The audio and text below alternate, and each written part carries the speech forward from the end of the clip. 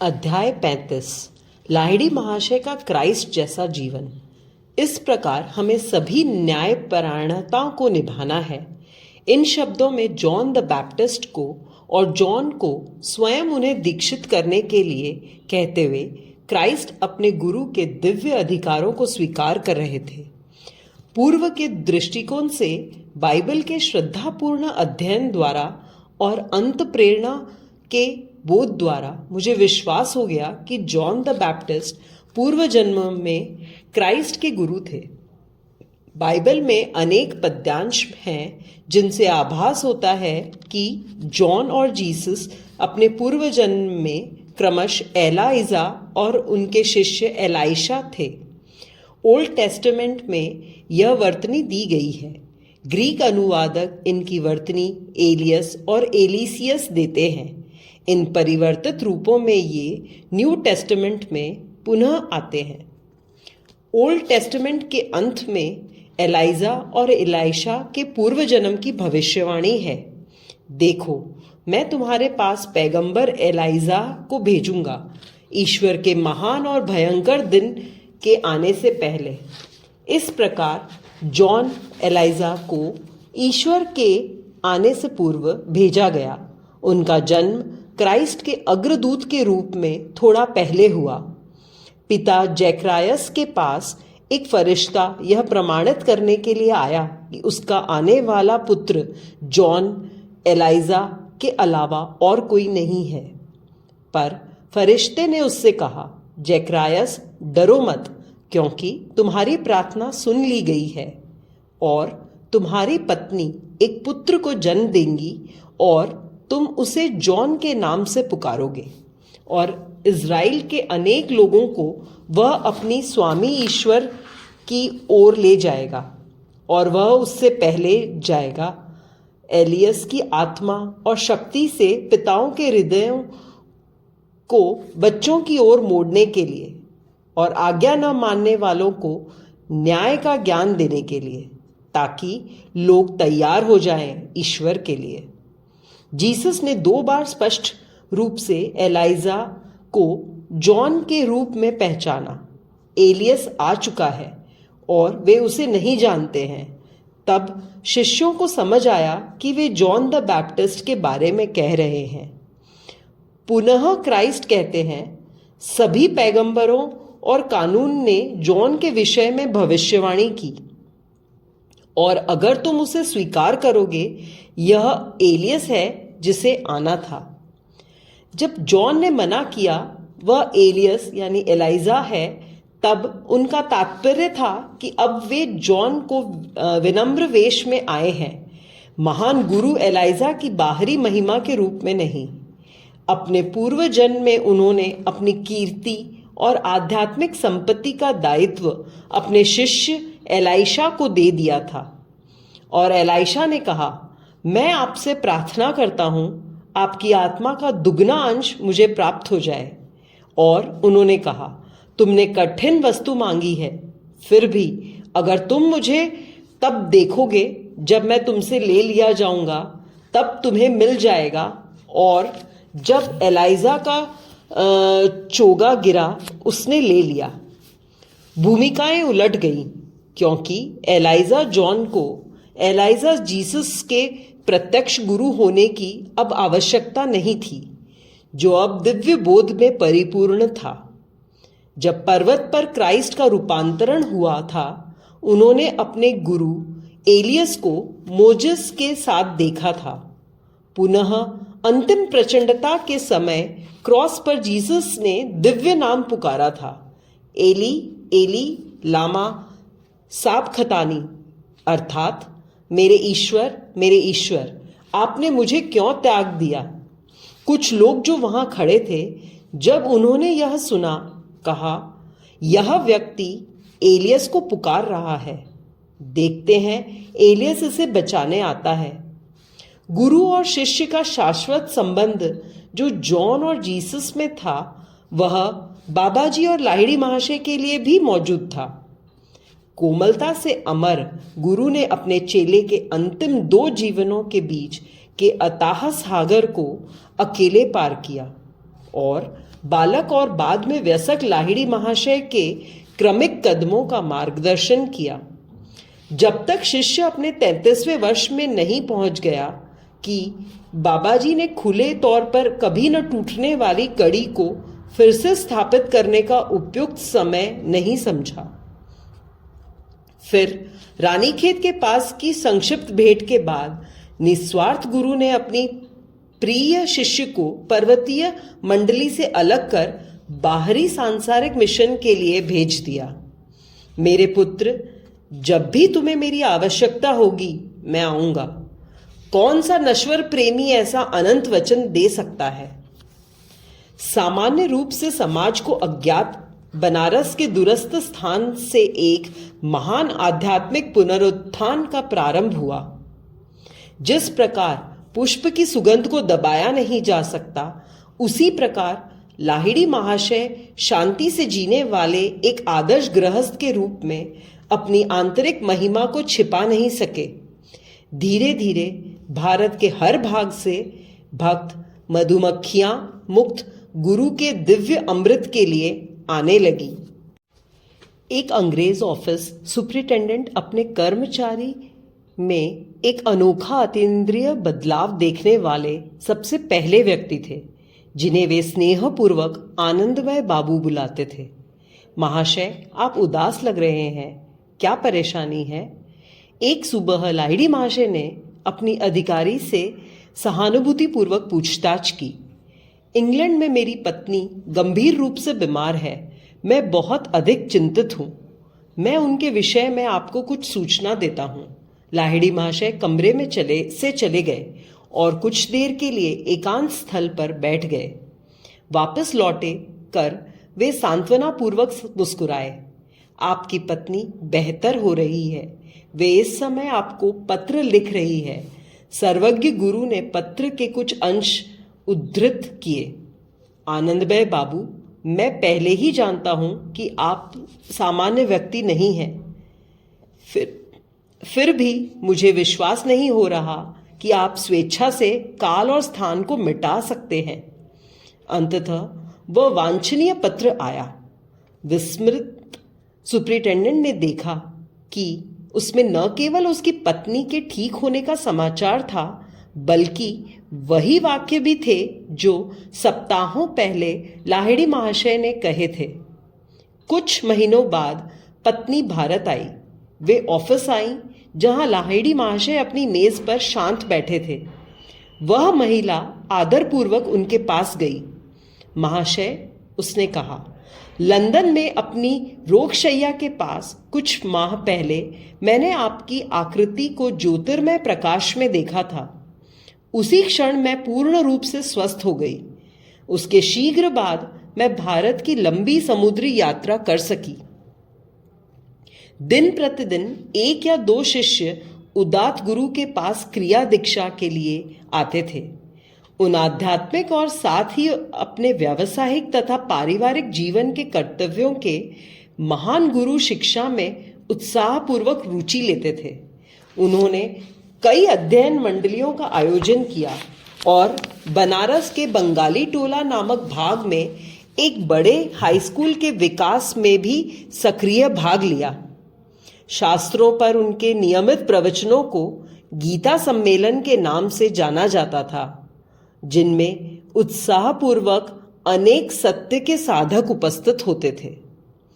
इन विविध कार्यकलापों द्वारा लाहिड़ी महाशय ने सामान्य चुनौती का जवाब दिया। अपने व्यावसायिक सामाजिक कर्तव्यों को करने के बाद भक्तिमय ध्यान के लिए समय कहाँ है? महान गृहस्थ गुरु का सामंजस्यपूर्ण संतुलित जीवन प्रश्न करने वाले हजारों हृदयों के लिए मौन प्रेरणा बन गया। बहुत कम वेतन पाने वाले, अल्पव्ययी, आडंबरहीन, सबको सुलभ गुरु स्वाभाविक रूप से और सहर्ष सांसारिक जीवन के मार्ग पर चलते रहे। यद्यपि परम एक के आसन पर आसीन लाहिड़ी महाशय ने सभी लोगों के प्रति उनकी विभिन्न योग्यताओं के बावजूद श्रद्धा दिखाई। जब उनके भक्त उन्हें प्रणाम करते, वे उन्हें वापस प्रणाम करते थे। बच्चों की सी विनम्रता से गुरुजी प्राय दूसरों के चरण स्पर्श भी करते थे, पर विरले ही स्वयं उन्हें वह सम्मान देने की अनुमति देते थे। यद्यपि गुरु के प्रति इस प्रकार का आदर पूर्व की प्राचीन परंपरा है, लाहिड़ी महाशय के जीवन की एक महत्वपूर्ण विशेषता हर धर्म के लिए क्रिया दीक्षा का उनका उपहार था। केवल हिंदू नहीं, बल्कि उनके प्रमुख शिष्यों में मुस्लिम और ईसाई भी थे। अद्वैतवादी और द्वैतवादी, सभी धर्मों के या किसी विशिष्ट धर्म को न मानने वाले सार्वभौमिक गुरु द्वारा निष्पक्ष रूप से स्वीकार और निर्देश प्राप्त करते थे। उनके एक अत्यधिक उन्नत शिष्य अब्दुल गफूर खान एक मुस्लिम थे। यद्यपि स्वयं उच्च कुल के ब्राह्मण लाहिड़ी महाशय ने अपने समय की कठोर जाति धर्म अंधता को तोड़ने में बहुत साहस दिखाया। गुरुजी के सर्वव्यापक संरक्षण में जीवन के हर क्षेत्र के लोगों को आश्रय मिलता था। सभी ईश्वर प्रेरित पैगंबरों की भांति लाहिड़ी महाशय ने समाज के बहिष्कृत और दीनहीनों को नई आशा दी थी। सदा स्मरण रखो कि तुम किसी के नहीं हो और कोई तुम्हारा नहीं है। चिंतन करो कि एक दिन अचानक तुम्हें इस संसार में सब छोड़कर जाना होगा। अतः अभी ईश्वर से परिचय कर लो। महान गुरु अपने शिष्यों को कहते थे, प्रतिदिन ईश्वर बोध के गुब्बारे में सवार होकर आने वाली मृत्यु की सूक्ष्म यात्रा के लिए स्वयं को तैयार करो। भ्रम द्वारा तुम स्वयं को हाड़ मांस के शरीर के रूप में देख रहे हो, जो ज्यादा से ज्यादा मुसीबतों का घोंसला है। निरंतर ध्यान करो ताकि तुम स्वयं को हर प्रकार के दुख से मुक्त असीम सार के रूप में देख सको।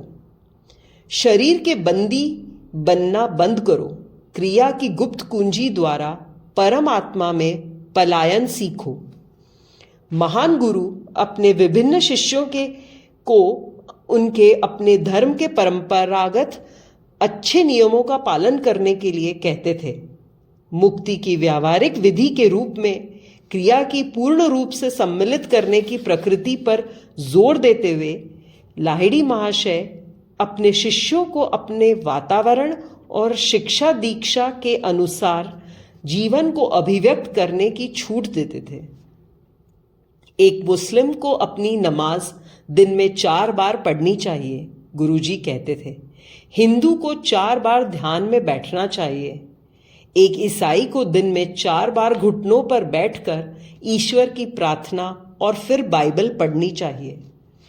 ज्ञानपूर्ण विवेक द्वारा गुरुजी अपने अनुयायियों को भक्ति, कर्म, ज्ञान या राजयोग, राजसी या पूर्ण के मार्ग पर प्रत्येक व्यक्ति की स्वाभाविक प्रवृत्ति के अनुसार निर्देशित करते थे। गुरुजी संन्यास और औपचारिक मार्ग पर चलने के इच्छुक साधकों को शीघ्र अनुमति नहीं देते थे। वे सदा उन्हें पहले संन्यास जीवन की तपस्याओं पर विचार करने के लिए सावध करते थे। महान गुरु अपने शिष्यों को धर्मशास्त्रों पर सैद्धांतिक चर्चा से बचने की शिक्षा देते थे। वे कहते थे, केवल वह बुद्धिमान है जो स्वयं को प्राचीन रहस्य उद्घाटन के ज्ञान बोध में लगाता है, केवल उनको पढ़ने में नहीं। अपनी सारी समस्याओं को ध्यान द्वारा सुलझाओ। अलाभकर धार्मिक कल्पनाओं को वास्तविक ईश्वर संपर्क में बदलो। अपने मन में कट्टर शास्त्रीय कचरे को साफ करो। प्रत्यक्ष अनुभूति के ताजे स्वास्थ्यकर जल को अंदर आने दो। स्वयं को सक्रिय आंतरिक मार्गदर्शन से अनुकूलित करो। दिव्य आवाज के पास जीवन की हर मुश्किल का उत्तर है। यद्यपि मनुष्य के पास स्वयं को मुसीबत में डालने की अनंत पटुता है, अनंत राहत देने वाला भी कम साधन संपन्न नहीं है। एक दिन गुरु की सर्वव्यापकता शिष्यों के एक समूह के सामने साबित हुई, जो उनका भगवत गीता पर प्रवचन सुन रहे थे। जब वे संपूर्ण स्पंदनशील सृष्टि में कुटस्थ चैतन्य या क्राइस्ट चेतना का अर्थ समझा रहे थे, अचानक लाहिड़ी महाशय कांपने लगे और जोर से बोले, जापान के तट पर मैं उन अनेक आत्माओं के शरीरों के रूप में डूब रहा हूं। अगले दिन शिष्यों ने समाचार पत्र में अनेक लोगों की मृत्यु का विवरण पढ़ा, जिनका जहाज एक दिन पहले जापान के निकट डूब गया था। लाहिड़ी महाशय के दूर रहने वाले शिष्यों को प्राय उनकी घेर लेने वाली उपस्थिति का एहसास मिलता रहता था। मैं सदा उनके पास हूं जो क्रिया का अभ्यास करते हैं। वे उन शिष्यों को सांत्वना पूर्वक कहते जो उनके पास नहीं रह पाते थे, तुम्हारे बढ़ते हुए बोध द्वारा मैं तुम्हारा ब्रह्मांडीय निवास की ओर मार्गदर्शन करूंगा। एक बार एक साधक ने स्वामी सत्यानंद को बताया कि बनारस न जाने पर भी उसे स्वप्न में यथार्थ क्रिया दीक्षा मिली। चेले की प्रार्थना के उत्तर में लाहिड़ी महाशय दीक्षा देने के लिए प्रकट हुए थे। अगर कोई शिष्य अपने किसी भी सांसारिक कर्तव्यों की उपेक्षा करता, गुरुजी उसे कोमलता से समझाते और अनुशासित करते थे। जब उन्हें किसी शिष्य के दोष को प्रत्यक्ष रूप से कहने के लिए बाध्य होना पड़ता, लाहिड़ी महाशय के शब्द कोमल और कष्ट रहित होते। श्री युक्तेश्वर जी ने एक बार मुझे बताया, उन्होंने खेद पूर्वक आगे कहा, कोई भी शिष्य हमारे गुरुजी के अपमान से भागा नहीं था। मैं अपनी हंसी रोक न सका, पर मैंने श्री युक्तेश्वर जी को हृदय से विश्वास दिलाया कि तीखा या नहीं, पर उनका हर शब्द मेरे कानों के लिए संगीत था। लाहिड़ी महाशय ने क्रिया को सावधानी पूर्वक 4 उन्नतिशील दीक्षा क्रमों में श्रेणीबद्ध किया था। वे 3 उच्चतर प्रविधियों की दीक्षा तब देते थे जब साधक निश्चित आध्यात्मिक प्रगति दिखाता था। एक दिन एक शिष्य ने इस विश्वास के साथ कि उसका उचित मूल्यांकन नहीं किया जा रहा, अपना असंतोष व्यक्त किया। गुरुजी, उसने कहा, निश्चित रूप से अब मैं दूसरी दीक्षा के लिए तैयार हूं। उसी समय एक विनम्र शिष्य बृंदा भगत के आने से दरवाजा खुला। वह बनारस का डाकिया था। बृंदा, यहां मेरे पास बैठो, महान गुरु ने स्नेहपूर्वक मुस्कुराते हुए कहा। मुझे बताओ, क्या तुम क्रिया की दूसरी विधि के लिए तैयार हो? डाकिये ने प्रार्थना पूर्वक हाथ जोड़े। गुरुदेव, उसने चौंकते हुए कहा, कृपया और दीक्षा नहीं, मैं और उच्चतर शिक्षाओं को कैसे आत्मसात कर सकूंगा? आज मैं आपके आशीर्वाद के लिए आया था, क्योंकि पहली दिव्य क्रिया ने मुझे ऐसे उन्माद से भर दिया है कि मैं अपने पत्र भी नहीं बांट सकता। बृंदा अभी ही आत्मा के सागर में गोते लगा रहा है। लाहिड़ी महाशय के इन शब्दों पर दूसरे शिष्य का सर लज्जा से झुक गया। गुरुजी, उसने कहा, मैं देख रहा हूं कि मैं निर्बल कारीगर हूं, अपने औजारों में दोष निकाल रहा हूं। डाकिया, जो एक अशिक्षित व्यक्ति था, बाद में क्रिया द्वारा उसकी अंतर्दृष्टि इस सीमा तक विकसित हो गई कि कभी कभी विद्वान लोग शास्त्रीय बिंदुओं के संबंध में उससे व्याख्या पूछा करते थे। पाप और वाक्य व्याकरण दोनों के प्रति मासूम छोटा बृंदा ने विद्वान पंडितों के ज्ञान क्षेत्र में यश अर्जित किया। लाहिड़ी महाशय के बनारस के शिष्यों के अलावा उनके पास सैकड़ों शिष्य भारत के दूर दराज स्थानों से आते थे। वे स्वयं कई अवसरों पर बंगाल की यात्रा करते थे, और वहां अपने पुत्रों के ससुराल में ठहरते थे। इस प्रकार उनकी उपस्थिति के आशीर्वाद से बंगाल क्रिया के बहुत सारे छोटे समूहों से भर गया। विशेष रूप से कृष्णनगर और विष्णुनगर में उनके कई मौन भक्तों ने आज दिन तक आध्यात्मिक ध्यान को अदृश्य धारा को प्रवाहित रखा हुआ है। अनेक संत जिन्होंने लाहिड़ी महाशय से क्रिया ली, उनमें बनारस के प्रख्यात स्वामी भास्करानंद सरस्वती और देवगढ़ के उच्च कोटि के तपस्वी बालानंद ब्रह्मचारी प्रमुख हैं। कुछ समय तक लाहिड़ी महाशय ने बनारस के महाराजा ईश्वरी नारायण सिंह बहादुर के बेटे के शिक्षक का कार्य किया। गुरुजी की आध्यात्मिक सिद्धि को पहचान महाराजा और उनके पुत्र दोनों ने महाराजा ज्योतिन्द्र मोहन ठाकुर ने भी उनसे क्रिया की दीक्षा ली। लाहिड़ी महाशय के प्रभावशाली सांसारिक पदों पर नियुक्त अनेक शिष्य प्रचार द्वारा क्रिया का विस्तार करना चाहते थे। गुरुजी ने अनुमति नहीं दी। एक चेला जो बनारस के राजा का राजवैद्य था, उसने गुरुजी का नाम काशी बाबा के रूप में फैलाने के लिए एक संगठित प्रयास प्रारंभ किया। गुरुजी ने पुनः मना कर दिया। क्रिया पुष्प की सुगंधित स्वाभाविक रूप से बिना किसी प्रदर्शन के फैलने दो, उन्होंने कहा। इसका बीज आध्यात्मिक रूप से उपजाऊ हृदयों की मिट्टी में अंकुरित होगा। यद्यपि महान गुरु ने संस्था के आधुनिक माध्यम द्वारा प्रिंटिंग प्रेस द्वारा प्रवचन की विधि को नहीं अपनाया। वे जानते थे कि उनके संदेश की शक्ति अदम्य बाढ़ की तरह फैलेगी, जो अपने वेग से मानवीय मनों को तटों को अभिभूत कर देगी। भक्तों के परिवर्तित और शुद्ध जीवन क्रिया की मृत्युहीन जीवन शक्ति की सरल गारंटी थे। रानीखेत में दीक्षा के 25 वर्षों बाद लाहिड़ी महाशय 1886 में पेंशन पर सेवानिवृत्त हुए।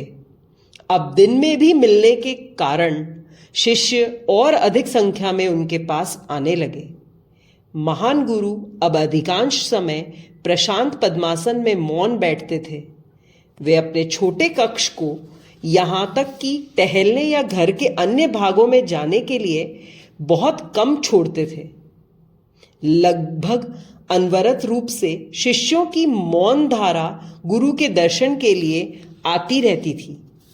सभी देखने वालों को आश्चर्य होता कि लाहिड़ी महाशय की स्वाभाविक शारीरिक अवस्था में श्वासहीनता, अनिद्रा, नाड़ी और हृदय गति का लोप, घंटों तक शांत आंखों का अपलक रहना और शांति का गंभीर प्रभामंडल और अतिमानवीय लक्षण प्रकट होते थे। कोई भी आगंतुक आत्मा की उन्नत अवस्था का अनुभव किए बिना नहीं जाता था। सब जानते थे कि उन्हें ईश्वर के सच्चे व्यक्ति का मौन आशीर्वाद मिला है। गुरुजी को ने अब अपने शिष्य पंचानन भट्टाचार्य को कलकत्ता में आर्य मिशन इंस्टीट्यूशन खोलने की अनुमति दे दी। संत शिष्य यहाँ क्रिया योगा के संदेश को प्रसारित करते और जनता के लाभ के लिए कुछ जड़ी बूटियों की योगिक औषधियां तैयार करते थे। प्राचीन परंपरा के अनुसार गुरुजी विभिन्न रोगों की चिकित्सा के लिए नीम का तेल दिया करते थे। जब गुरु किसी शिष्य को तेल निकालने के लिए कहते, वह आसानी से यह कार्य कर लेता। अगर कोई अन्य कोशिश करता, उसे विचित्र कठिनाइयां होती। वह देखता कि तेल निकालने की प्रक्रिया के बाद वह लगभग उड़ जाता था। स्पष्टतः गुरु का आशीर्वाद एक आवश्यक तत्व था। ऊपर लाहिड़ी महाशय का लेख और उनके हस्ताक्षर बंगाली लिपि में दिखाए गए हैं। यह पंक्तियां एक शिष्य को लिखे गए पत्र से हैं। महान गुरु एक संस्कृत श्लोक की व्याख्या इस प्रकार कर रहे हैं। जिसने नीरवता की अवस्था को प्राप्त कर लिया है, जिसमें उसकी पलकें नहीं झपकती, उसने शांभवी मुद्रा प्राप्त कर ली है। श्री श्यामचरण देव शर्मन। आर्य मिशन इंस्टीट्यूशन ने गुरु की अनेक शास्त्रों की टीकाओं को प्रकाशित करने का कार्य किया। जीसस और अन्य महान पैगंबरों की तरह लाहिड़ी महाशय ने स्वयं पुस्तकें नहीं लिखी थी, पर उनकी सुस्पष्ट व्याख्याएं विभिन्न शिष्यों द्वारा रिकॉर्ड और व्यवस्थित की गई थी।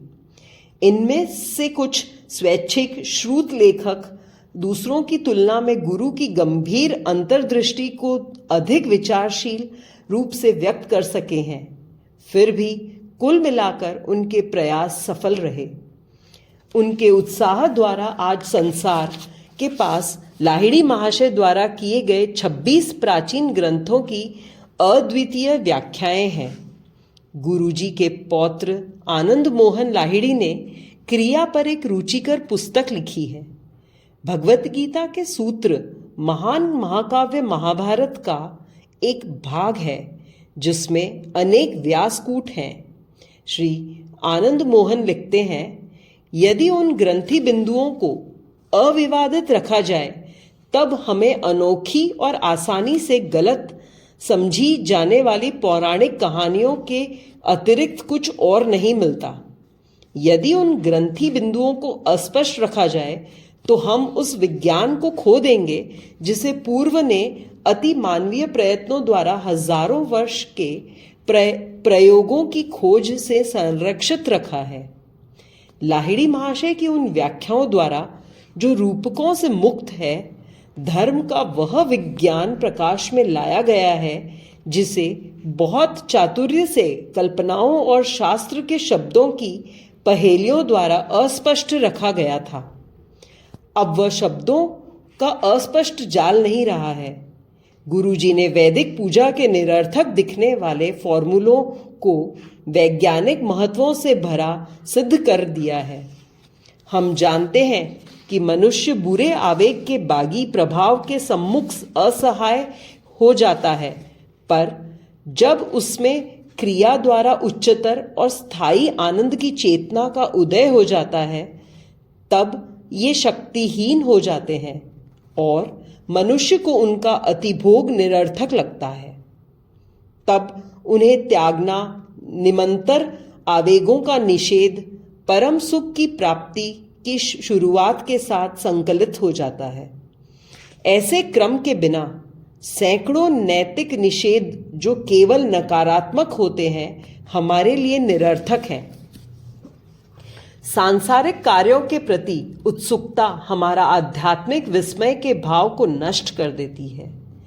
सब नामों और आकारों के पीछे छिपे महान जीवन को हम समझ नहीं पाते, क्योंकि विज्ञान ने हमें यह सिखा दिया कि प्रकृति की शक्ति का कैसा इस्तेमाल करें।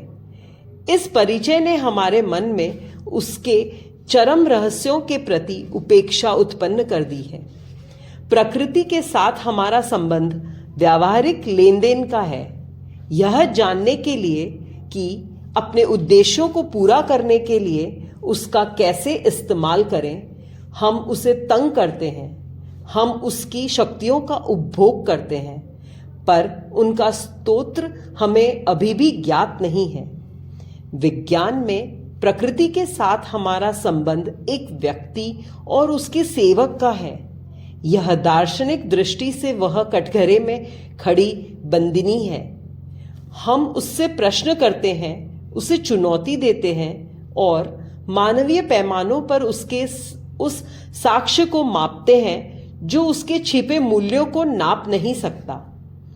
दूसरी ओर आत्मा जब उच्चतर शक्ति के साथ संपर्क में होती है तो प्रकृति बिना बाधा और तनाव के मनुष्य की इच्छा को स्वतः मानती है।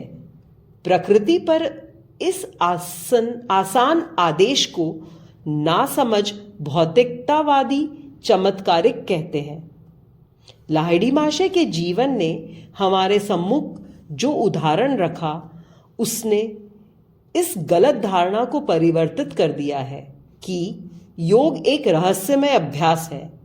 भौतिक विज्ञान की व्यावहारिकता के बावजूद क्रिया द्वारा हर व्यक्ति प्रकृति के साथ उचित संबंध को समझ सकता है और सभी घटनाओं के प्रति, चाहे वे रहस्यमयी हो या दिन प्रतिदिन की आध्यात्मिक श्रद्धा, अनुभव कर सकता है। हमें यह ध्यान में रखना चाहिए कि जो 1000 वर्षों पहले रहस्यमय था, आज रहस्यमय नहीं है, और आज जो रहस्यमय है वह 100 वर्षों बाद तार्किक रूप से समझ आने लगेगा। असीम है ही शक्ति का सागर है जो समस्त अभिव्यक्तियों के पीछे है। क्रिया का सिद्धांत शाश्वत है, यह गणित की तरह सत्य है। जोड़ घटाने के सरल नियमों की भांति क्रिया के सिद्धांत को कभी नष्ट नहीं किया जा सकता। चाहे गणित की सारी पुस्तकों को जला दिया जाए, तार्किक मन सदा ही उन सत्यों को खोज लेगा। योग की सारी पुस्तकों को नष्ट कर दिया जाए, तब भी इसके आधारभूत नियम सामने आ जाएंगे। जब कोई सच्चा योगी आएगा जिसके अंदर शुद्ध भक्ति और परिमाण स्वरूप शुद्ध ज्ञान होगा। जिस प्रकार बाबा जी महानतम अवतारों में हैं, एक महाअवतार, और श्री युक्तेश्वर जी एक ज्ञानावतार या ज्ञान के अवतार, उसी प्रकार लाहिड़ी महाशय का योगावतार या योग के अवतार कहना उचित होगा। अच्छे के गुणात्मक और मात्रात्मक दोनों मानकों के अनुसार उन्होंने समाज के आध्यात्मिक स्तर को उन्नत किया था। अपने निकटतम शिष्यों को क्राइस्ट समान स्तर पर पहुंचाने की अपनी शक्ति द्वारा और जनता में सत्य का व्यापक रूप से प्रसार करने की दृष्टि से लाहिड़ी महाशय मानव जाति के उद्धारकों की श्रेणी में हैं। पैगंबर के रूप में उनकी अद्वितीयता एक निश्चित विधि क्रिया पर उनके व्यावहारिक बल में निहित थी, जिसने पहली बार सभी मनुष्यों के लिए योग मुक्ति के द्वारों को खोल दिया।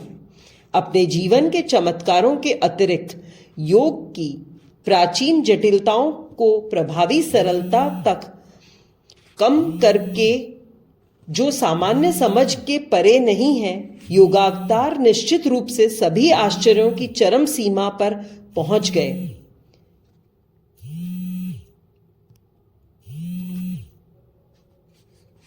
चमत्कारों के संबंध में लाहिड़ी महाशय प्राय कहा करते थे, सूक्ष्म नियमों का संचालन जो सामान्य रूप से लोगों के लिए अज्ञात है, उनकी बिना उचित विवेक के सार्वजनिक रूप से चर्चा या प्रकाशित नहीं किया जाना चाहिए।